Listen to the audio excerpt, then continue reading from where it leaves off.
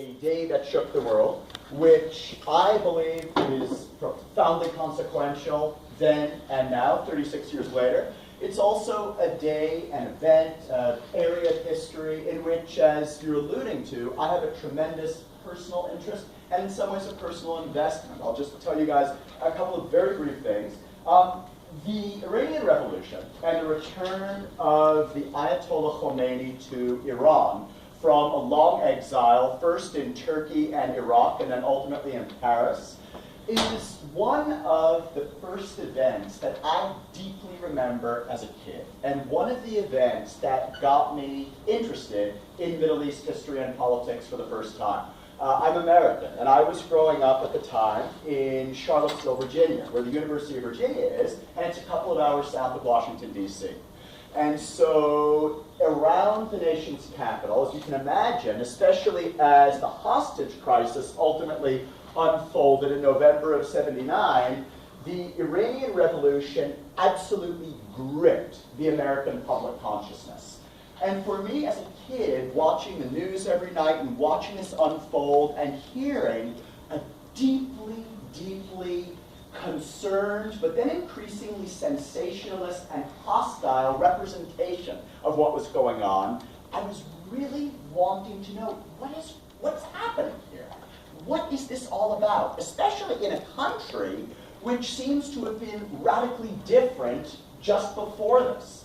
My family had a very close friend when I was a little bit younger than this, who was an oil pipeline executive, who used to travel to Iran frequently, and he used to take a nonstop flight from JFK Airport in New York to Tehran.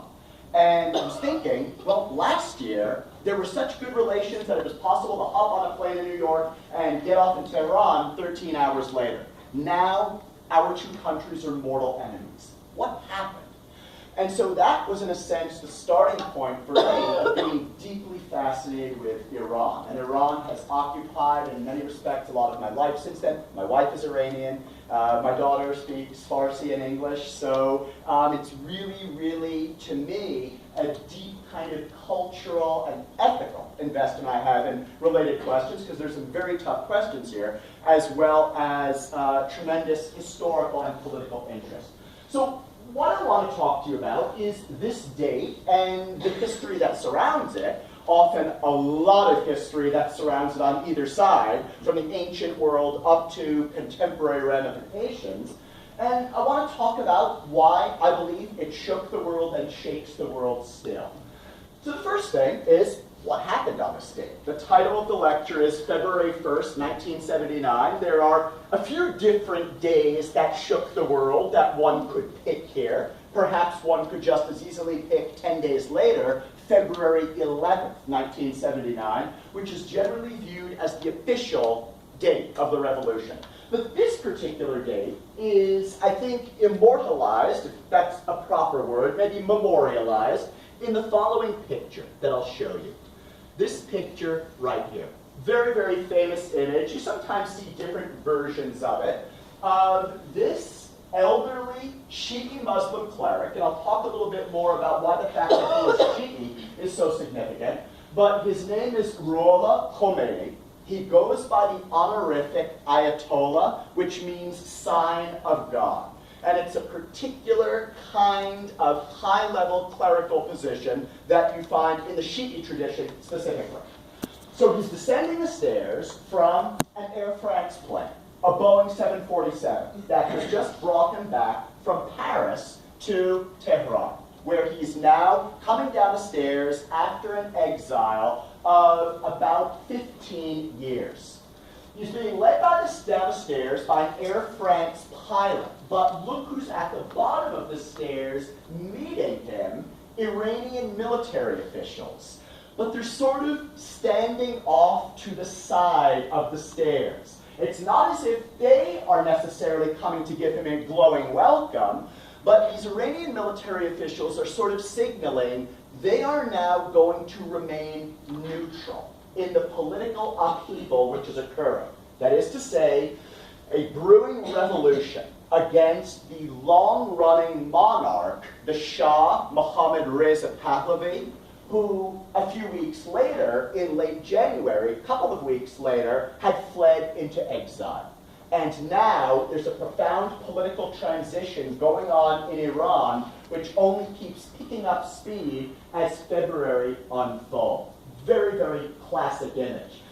Just one more thing about it, just as a complete point of fascinating trivia, but I think also something that is interesting, if anybody is an aviation history buff, it's interesting to think, again, about the resonance of a Boeing airliner here.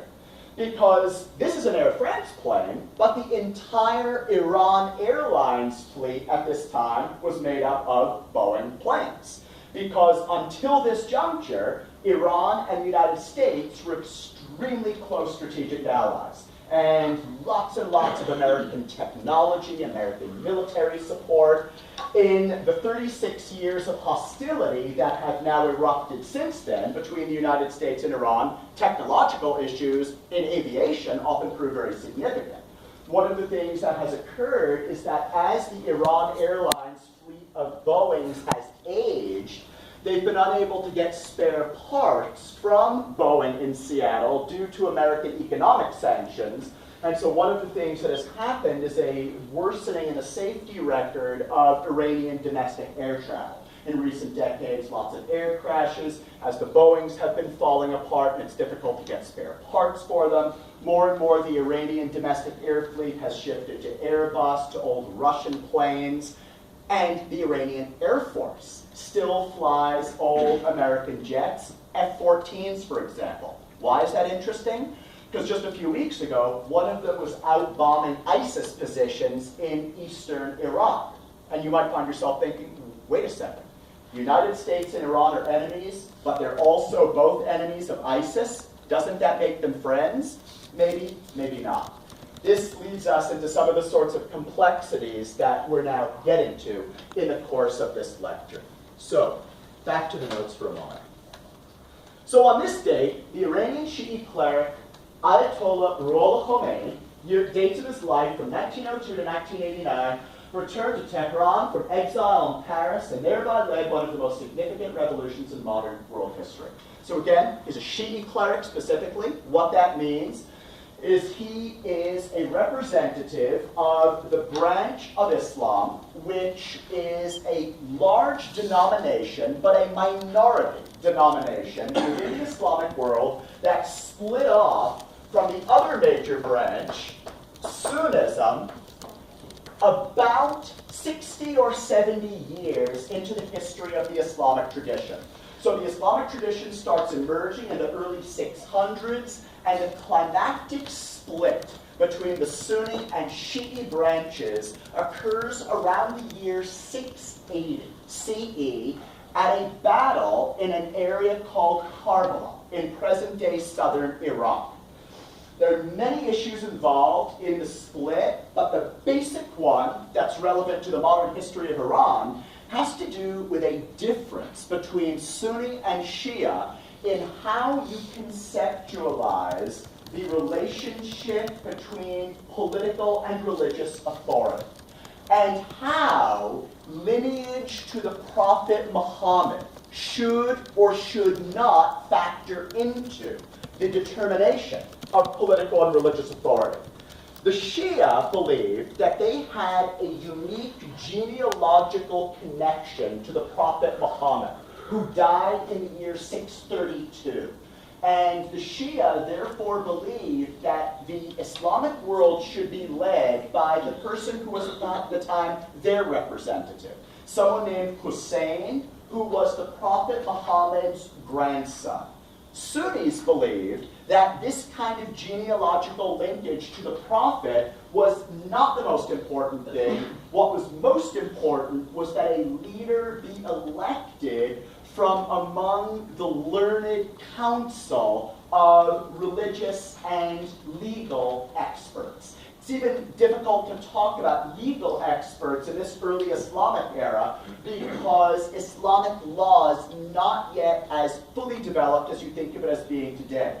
But the basic point is that when we think about the Ayatollah Khomeini as a person, when we think about his profound charisma, when we think about the innovative way in which he proposes to link political with religious and legal authority, he's coming up with a vision of political and social life that puts him very much within the Shi'i tradition, but also represents a very revolutionary spin on the Shi'i tradition, and I'll say more about that later.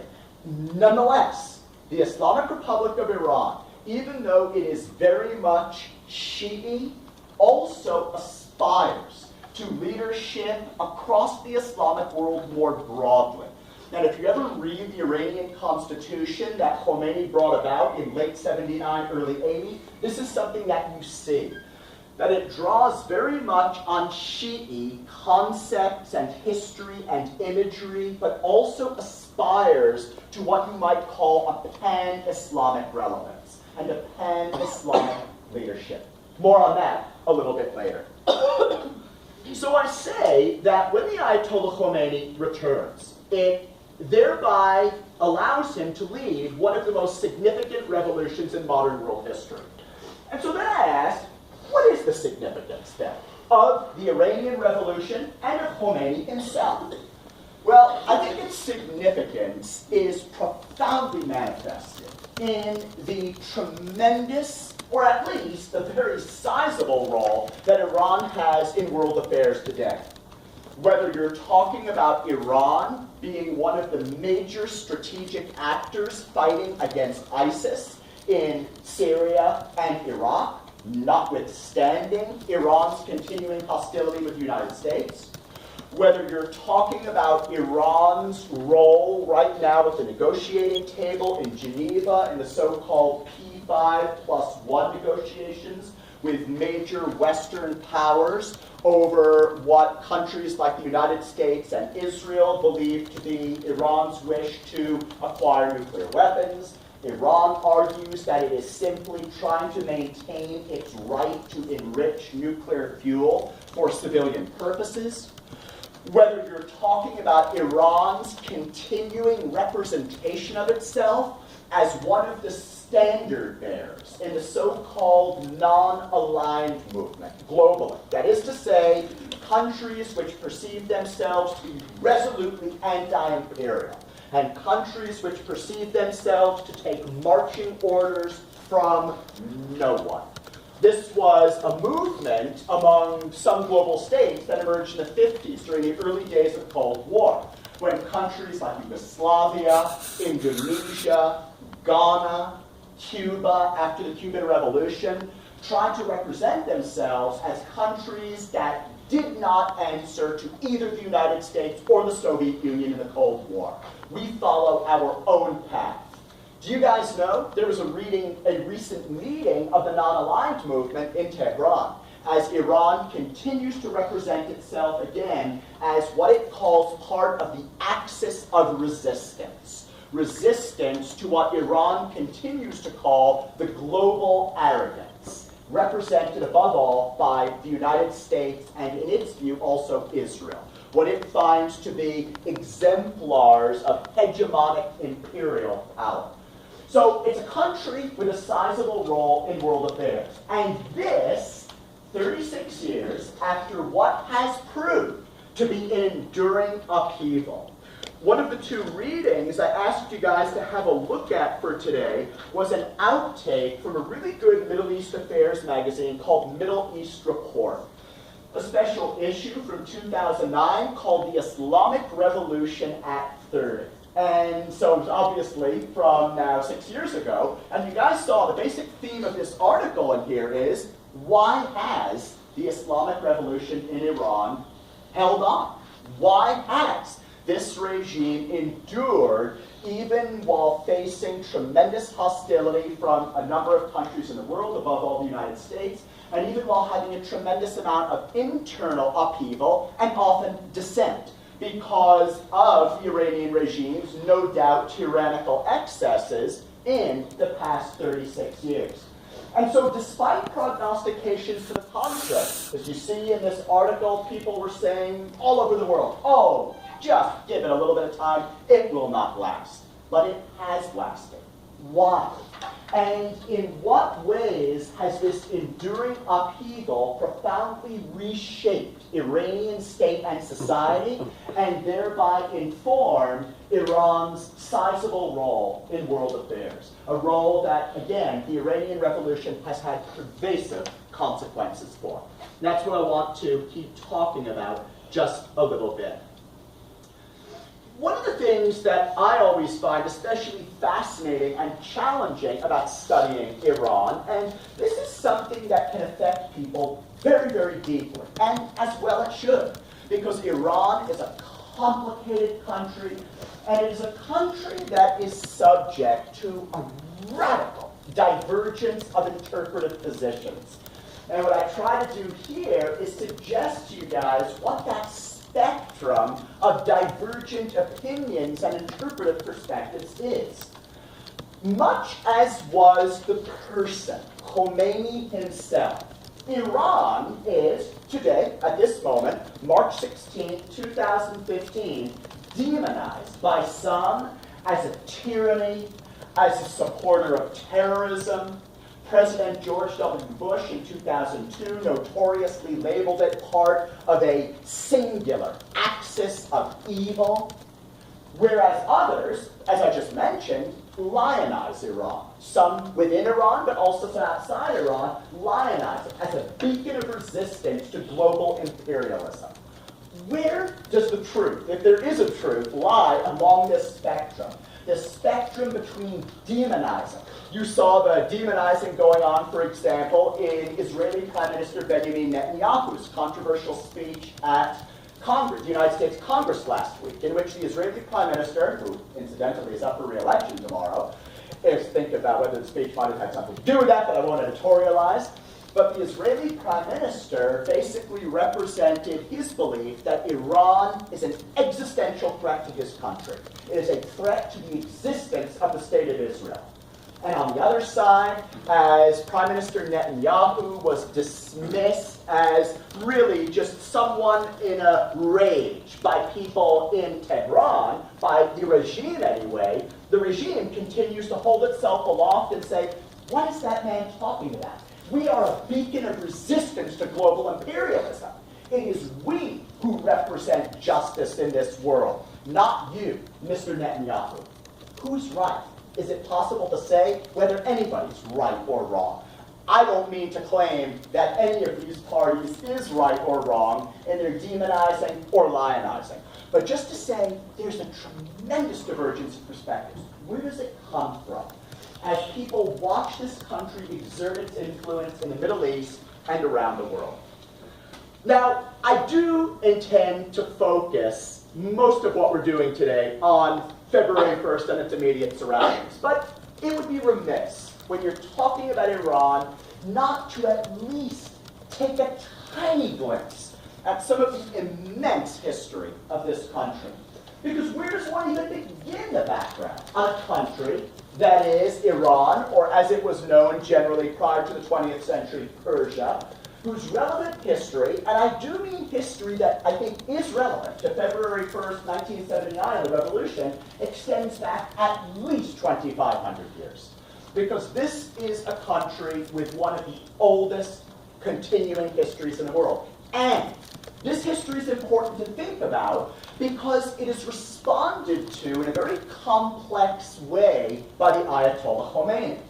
So here's what I mean.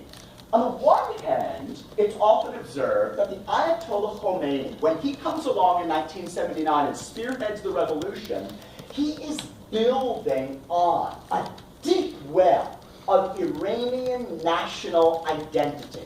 He's not just a Shi'i cleric, he's very much an Iranian. And so he's building on a deep well of Iranian national identity, which extends back, literally, millennia. And yet, he's trying to give a particular reading to Iranian national identity, which is deeply invested in, specifically, the history of Iran since it became Islamic. And, even more specifically, since it became Shi'i Islamic, 500 years ago. And even more specifically, he's drawing on Iranian national identity since Iran became a modern nation state which was trying to push back against colonial powers like the British and the Russians in the late 19th century and early 20th century.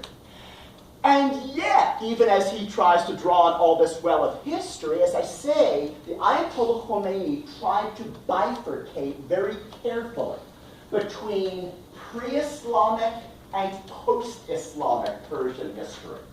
If any of you guys is yourself Persian, or you have friends who are, you know that the end of this week, an interesting coincidence with this lecture, is the most important day of the year in terms of Persian national identity. It's Nowruz, the Persian New Year on Saturday, first day of spring, March 21st. Many of the rituals and images and celebratory practices surrounding Nowruz date from pre-Islamic Persian history.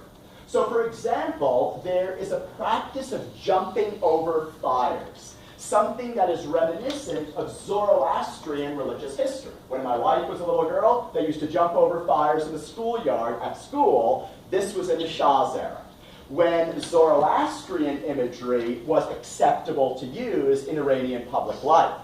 When the Ayatollah Khomeini came and the revolution occurred, one of the things that happened is, as the revolution was trying to consolidate itself around Shi'i imagery, there was an attempt to purge out Zoroastrian dimensions of Nowruz celebration.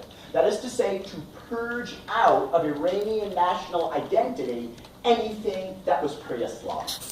And so this history is really relevant. So, for example, prior to the modern era, we probably should at least mention what is, I think, appropriately called in a great history of ancient Persia, called The History of the Persian Empire, by a writer named Olmsted, the mighty Achaemenid Empire, which lasted from around the mid-500s or even the early 500s BCE, so well over 2,500 years ago, to the late 300s BCE. That is, from Cyrus the Great, whom you associate with this empire, to the conquests of Alexander.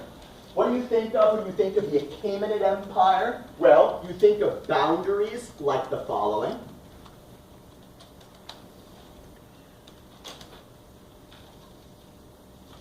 It was, as of around 500 BCE, the largest empire the world had ever known, stretching from southern Greece, where there was going to be a climactic battle with Athens early in the 400s BCE, down into Egypt, all the way over to present-day Afghanistan and Pakistan. When you think of the imagery of the Achaemenids, what do you think of? You think of a great city like Persepolis, on the southern plains of Iran, as it came to be known, Persepolis, in Greek, following the conquests of Alexander. So this imagery is very relevant to the story of modern Iran. So too is a subsequent empire called the Sassanids, who lasted over 400 years from the 220 CE to the early 650 CE. That is to say, from a time when they were competitors of the Roman Empire to the conquest of the Sassanids by early Islamic armies in 650 CE. The Sassanids were a Zoroastrian empire. So this is still pre-Islamic Persian history. It was an empire which built on the great ancient Persian religion Zoroastrianism, again, a religion that you tend to associate with fire imagery, with the radical division of the cosmos into a split between goodness and light and darkness and evil. And this was deeply fused with Iranian political culture in the Sasanian period. But perhaps most significantly, for exactly what the Ayatollah Khomeini was trying to do, is the history of the Shi'i Islamic Safavid Empire, which lasted from around 1501 to the early 1720s, and it was only the Safavids, 500 years ago, who converted Persia to Shi'ism specifically. So for about 900 years, Persia was Islamic, but Sunni, mostly, rather than Shi'i. There were some Shi'i elements, but Persia becomes Shi'i overwhelmingly with the Safavid Empire in the early 1500s to early 1700s. And I'll just briefly show you guys a map of the Safavid Empire before I switch back over to the events around 79, because it's really interesting to note that it quite nearly replicates the boundaries of present-day Iran. The Safavid Empire pretty much looks like Iran today. In terms of the boundary over near Iraq and southeastern Turkey on the west, and over towards Afghanistan and Pakistan on the right. So this is relevant history, to be sure. So too is the history of the late 19th and early 20th centuries. That is to say, as I mentioned a little while ago, in the late 19th and early 20th centuries, Iran was feeling very much subject to what you guys have probably heard mentioned as the so-called Great Game. Might have been a game for Britain and Russia, but it wasn't a game to the people who were subjected to it. That is the great game of colonial competition between Russia and Britain. As you guys can imagine, this game became ever more intense when oil was struck in Iran early in the 1900s. Early in the 20th century, at a period of, as you guys know, increasing mechanization, which was making oil ever more significant, especially once you arrive at World War I and the mechanization of warfare. In the context of this, the weak dynasty of Iran, which is actually the successor to the Safavids, called the Qajar dynasty, is overthrown in the 20s by a modernizing, westernizing, and very secular figure. Secular in the sense that he is going to see Shi'i clerics like the Ayatollah Khomeini as a threat to his rule. His name was Reza Shah Pahlavi, and he actually took on the name Pahlavi because it was a conscious association with the Sasanian Empire. Pahlavi is the form of Farsi. This is the word you use for the form of Farsi or Persian language that was spoken during the Sassanid era. And so when he took on the name Pahlavi, he was consciously associating himself with a pre-Islamic tradition of Persian kingship as a way to try and bolster his power against Islamic clerics within Iran. For the 20s and 30s, above all the 30s, he was engaged in a vast and intense modernization program, and a program of intense Western-style nationalism. He was emulating someone next door in Turkey, whom you guys have probably heard of, Mustafa Kemal, or Ataturk, who, following the collapse of the Ottoman Empire in World War I, was busy trying to turn Turkey into an intensely modern, Western-style country that was purging dimensions of Islam out of public life. Reza Shah Pahlavi very much emulates Ataturk and sets about making Iran a modern country. A modern country that is going to be encountered by the Ayatollah Khomeini and that he's going to build upon in the revolution, but modern in a way that Khomeini and his colleagues are not going to like. Because Iran becomes very secular, it becomes very oriented towards Western powers, and becomes, in the view of people like Khomeini, a tool of Western imperialist intrigue. Reza Shah Pahlavi is deposed by the British and the Soviets in 1941, early during the Second World War. Why? Because they feared he was tilting towards Germany. This tells you a little bit about the kind of nationalism that Reza Shah Pahlavi was developing. It was almost quasi-fascist in its intensely modern, Western-oriented style. This was also the period in the 30s when Persia officially changed its name to Iran. Does Iran sound like any other relevant word in this era to you? Aryan. You see, the Berlin diplomats in the 30s leaned on Reza Shah Pahlavi to tap into this supposed notion of Aryan legacies stretching from South Central Asia up to Germany. Hitler, in a sense, wanted the Shah to change the name of Persia to Iran because it helped give legitimacy to Germany. And so these were things that were making London and Moscow very uncomfortable. They pushed him out, sent him into exile. Iran was forcibly drawn into the Allied camp in World War II, and a very, very young guy. Younger than a lot of you guys in this room, he was about 21 at the time, was put on top of the throne in 41. His name was Mohammad Reza Pahlavi, aka the Shah. That's whom you think of colloquially as the Shah. And thereby, Iran becomes a post-war bulwark of US, but also very much British influence. I say US influence, thinking about the dynamics surrounding the revolution, but initially after the war, very deeply British influence. The British had gotten the Qajar dynasty early in the 1900s to sign an oil concession, which was the forerunner, actually, of the British Petroleum, or BP, company. So Britain had deep oil interests in Persia and was very intent on trying to maintain those, even after the world was radically changing following World War II. But then, of course, as you guys are well aware, the deep weakening of Britain following World War II means that the United States came to take on a lot of Britain's global role, not least with respect to Persia. Because as Mohammad Reza Pahlavi, the Shah, let's now call him colloquially, became longer and longer in power, he became more and more reliant on the United States to help hold him up, as the United States came to see him as a keystone in the strategic architecture of the Cold War. So some infamous moments often cited by the revolutionaries in '79.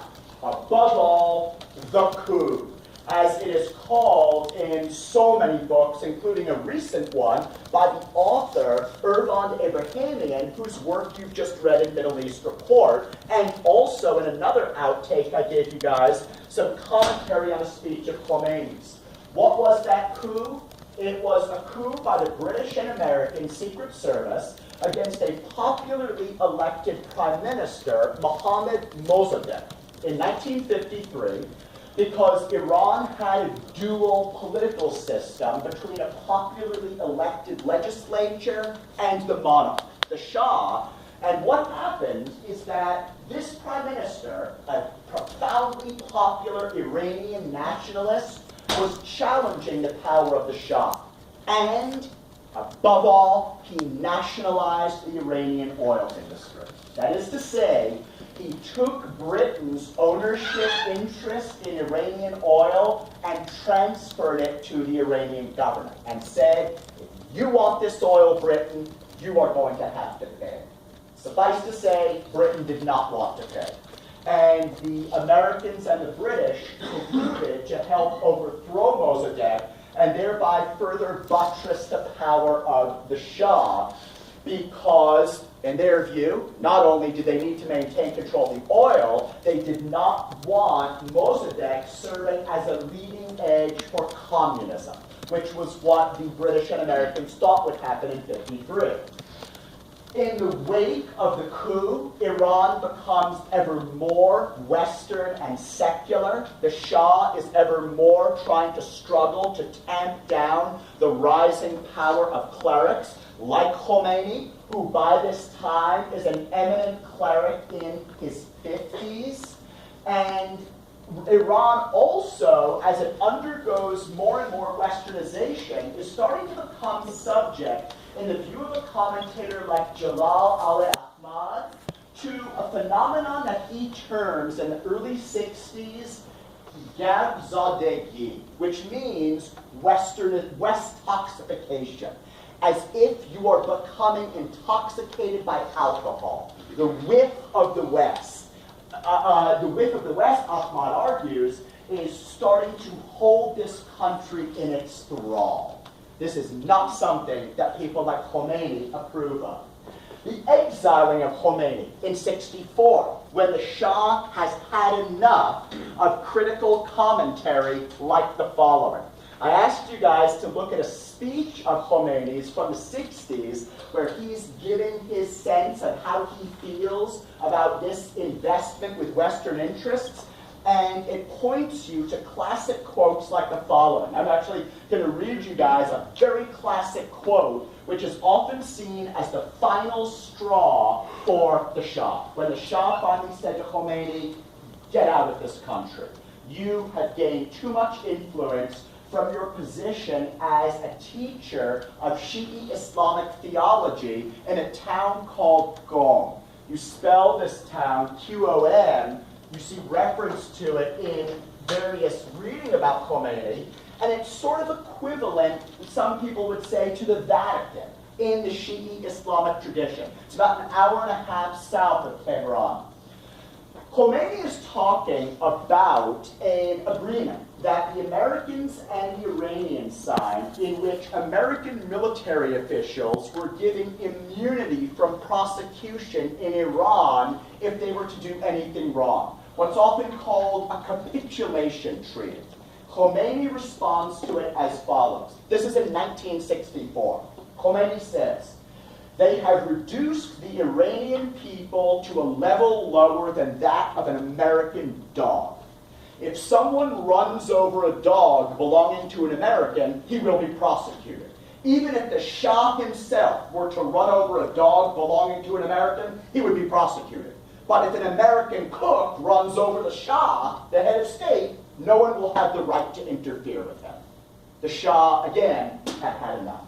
Khomeini is kicked out of the country, first to Turkey, then ultimately to Iraq, where he will live and lecture at another Shi'i seminary in a town you hear about a lot in the news today called Najaf in southern Iraq, until Saddam Hussein rises to power in the 70s and kicks Khomeini out of Iraq.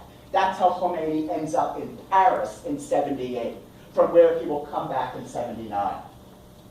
Continuing the overwhelming influence of the United States post-war with Iran is the early 70s, what's called the Nixon Doctrine. That is to say, United States President Richard Nixon saw Iran and Israel. Ironic at this time that Iran and Israel were allies of one another and were seen by the United States as two pillars of American strategic influence in Central Asia. And yet, there is bitter discontent with the Shah, not just from clerics like Khomeini, but increasingly because of widening gaps between rich and poor. You see, the Shah very much continued the westernizing and modernization projects of his father.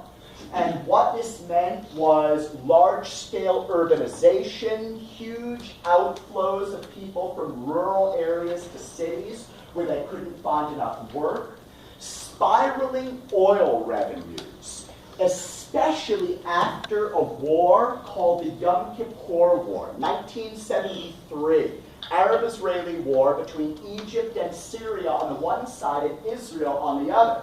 Some of you guys have probably heard that following the Yom Kippur War, there was a major oil embargo against the United States by Arab countries who wanted to punish the Americans for their support of Israel. In response to which the Shah said, I'll make up the shortfall. I will increase production, and this helps lead to runaway inflation in Iran during the 70s, and a widening gulf between rich and poor. And so the 70s are bringing ever more bitter discontent with the Shah and ever more authoritarian crackdown by the Shah on that discontent.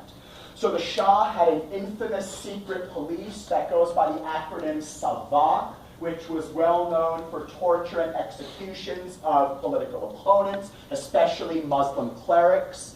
The Shah also outlawed all but one political party, his own, in the mid-70s.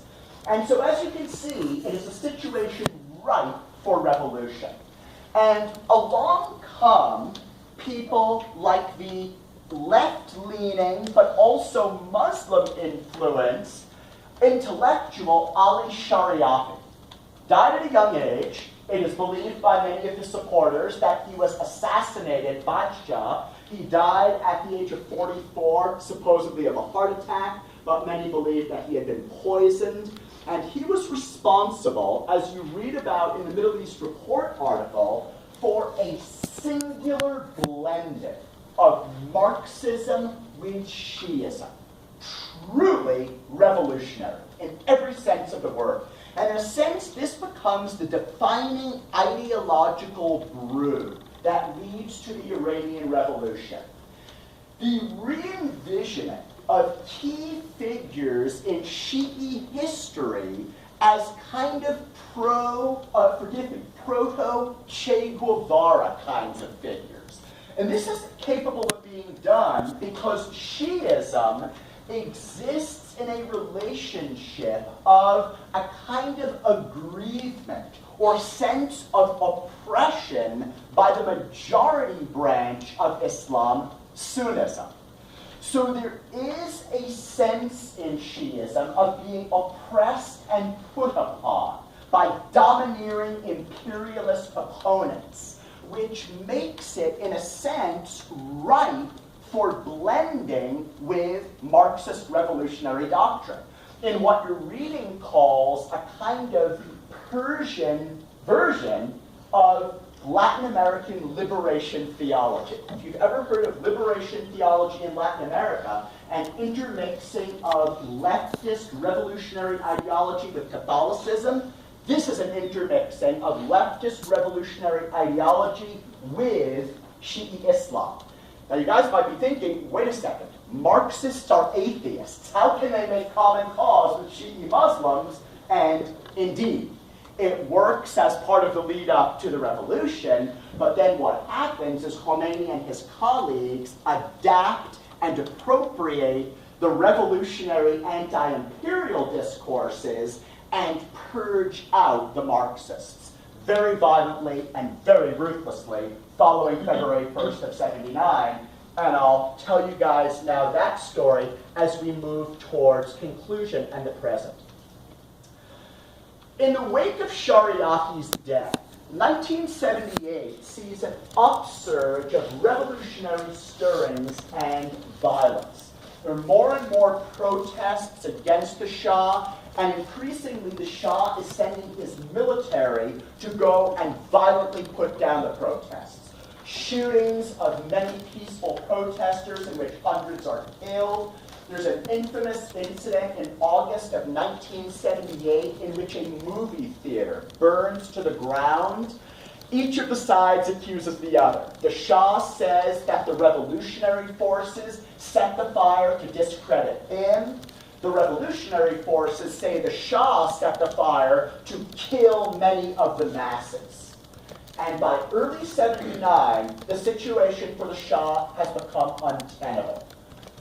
Weak, increasingly abandoned by the United States, who is distracted by other affairs in the world, like negotiations going on between Egypt and Israel for a peace treaty, and really not sufficiently aware of what is going on in Iran. The Jimmy Carter administration is looking the other way. The Shah his body is racked by cancer, so he's personally, as well as systemically and ideologically weakened. He flees the country in January, leaving in place the caretaker government of Prime Minister Shakur Bakhtiar. This is the environment in which Khomeini descends the stairs of the plane and is met by enthusiastic throngs, reputed to be somewhere between 1 and 3 million on the streets of Tehran, who see him as their savior from a corrupt despot who has now fled the country in what the throngs believe to be a classic cowardly act. 10 days later, February 11th, viewed as the official date of the revolution, those officers at the bottom of the stairs that go to the Air France plane announce they will not defend the old regime, Bakhtiar, who is seen as the Shah's man, resigns and soon flees. Khomeini is increasingly in control and appoints a nationalist leader of his choosing named Mehdi Bazargan prime minister. And from here, events will move very, very rapidly. As 1979 proceeds, Khomeini consolidates control of the revolution. And in an increasingly violent and very, very skillful way, in which he sidelines his old leftist colleagues, or at least people who had made common cause with Shi'i clerics against the Shah, and works to make this new regime conservatively Shi'i Islamic. So, for example, in March of '79, a popular referendum is called, which overwhelmingly says that the people want to abolish the monarchy and establish an Islamic government. In May of '79, Khomeini forms an elite military unit that you hear a lot about in the news today. You often hear this demonized in the news as a supposed cat's paw of today's Iranian regime in terms of its operations around the world, the Revolutionary Guard Corps, which is formed by Khomeini as an elite unit to protect the revolution from subversion and from those who might wish to bring back the old regime. There is the United States Embassy takeover in November, as iconic a moment in '79 as there is in terms of understanding how it came to be that the United States and Iran developed such a loathing for one another after having been allies the day before. Specifically, the U.S. Embassy takeover came when the United States appeared that it was going to allow the Shah to enter America for treatment. Ultimately, because of the embassy affair, Jimmy Carter had to push the Shah back out of the United States, and the Shah ultimately died getting refuge in Cairo, Egypt in 1980 because the Americans wouldn't let him stay, sort of completing their cutting him loose. The United States Embassy was decried by the Iranian revolutionaries as a den of spies. And it was taken over, and for the memorable 444 days, a number of American embassy officials were kept as hostages, until ultimately their release was negotiated between the Ayatollah Khomeini and the incoming Ronald Reagan government in '81. By year's end, a new constitution is passed, declaring that this former monarchy, a monarchy for most of the previous 2,500 years, is now an Islamic republic. What does that mean, an Islamic republic? And one of the discussion questions I've asked you guys is, can there be such a thing? The Islamic Republic of Iran claims that it is a government which is rooted in a Shi'i Islamic conception of theology and law, but also a popularly elected democracy. How can that be? Well, the new constitution seeks to blend theocracy with democracy by building on a principle called in Farsi, Velayat-e-Faqih, which means guardianship of the jurist.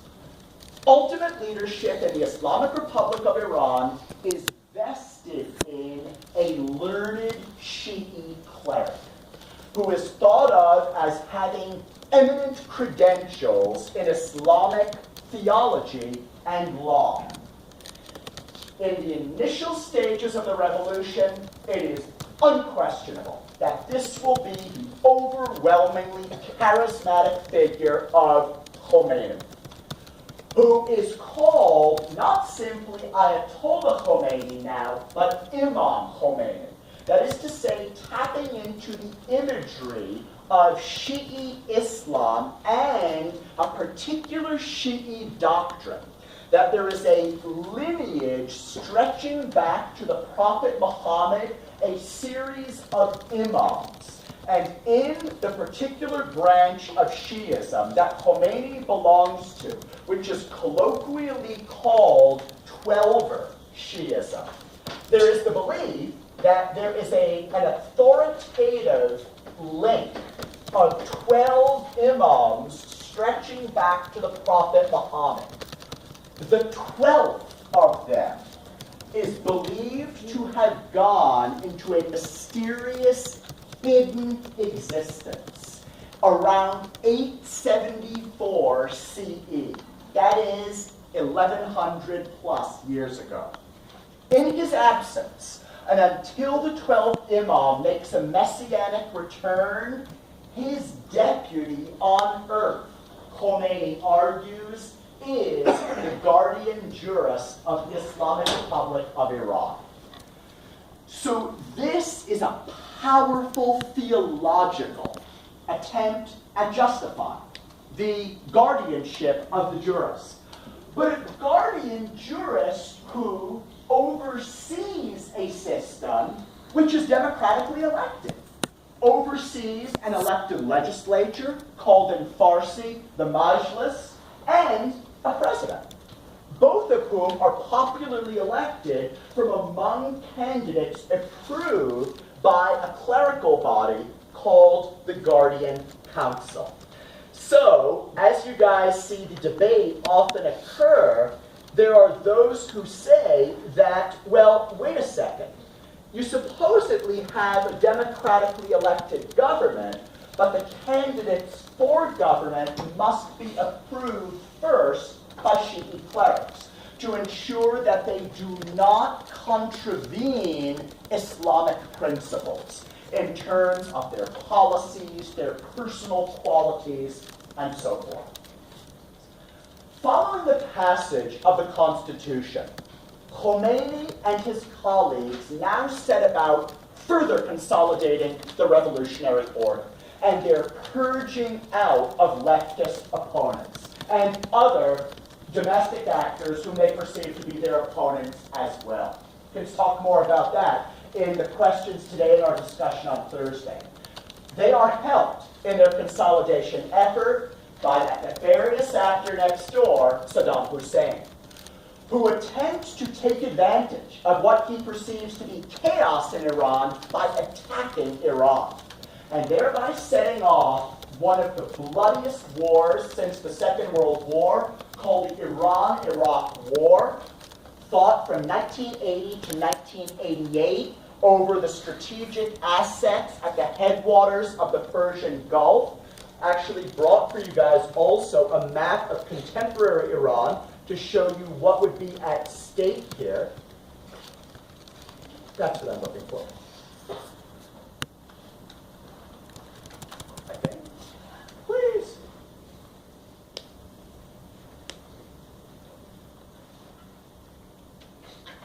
It's not cooperating with me. Sometimes does when I go back to this. Well, if you guys can picture for a moment the old map of the Safavid dynasty that I showed you and the headwaters of the Persian Gulf, it is a war for strategic access to those. Saddam Hussein's Iraq soon gains United States support as the United States has turned fully against Iran over the hostage crisis and the rage at having been deprived of their strategic asset in Central Asia. Iraq gets enormous financial assistance from the United States, and a story you guys have often heard, that the United States had been allied with Saddam Hussein against Iraq throughout the 80s, and then turned against Saddam when he invaded Kuwait in 1990. The first president who had been elected under the new constitutional order, a fellow named Bani Sadr, is forced out in 81 after accusations of plotting against the revolution. And there is as well an attempt to export the revolution through support for new Islamic revolutionary organizations like the Shi'i movement called Hezbollah, or Party of God, in southern Lebanon, which developed in immediate response to the Israeli invasion of southern Lebanon in 82-83, when Israel was attempting to fight the PLO in Lebanon. In bringing this up towards the present, and in thinking about the ongoing ramifications of the revolution, a watershed moment occurs when Khomeini dies in '89, well into his 80s. And the question becomes, 10 years after the beginning of the revolution, what happens now? What happens when the figure whose overwhelming theological and political authority, whose revolutionary charisma and leadership, whose tyrannical excesses were uniquely associated with the revolution, what happens now that he dies? Who is the supreme leader who represents the 12th Imam here on earth?